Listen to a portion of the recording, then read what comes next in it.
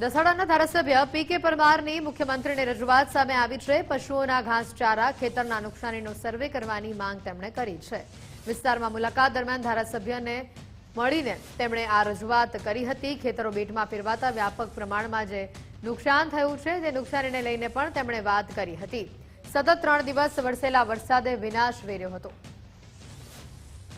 દસાડા વિધાનસભા ક્ષેત્રમાં અતિ ભારે વરસાદ થવાના કારણે નીચાણવાળા વિસ્તારની અંદર પાણી ભરાયા છે. ખાસ કરીને રહેણાંકના મકાનો છે એમાં પણ નુકસાન થયા છે. એ જ પ્રકારે ખેડૂતના ખેતીના ઉભા પાક એમાં પણ પાણી ભરાવાના કારણે પાકનું પણ નુકસાન થયું છે. ખેતીના પાક પરની નુકસાન માટેની તેમજ રહેણાંકના મકાનોને જે કંઈ નુકસાન છે એ સરકાર એને વળતર આપે એના માટેની ખાસ કરીને વિનંતી છે.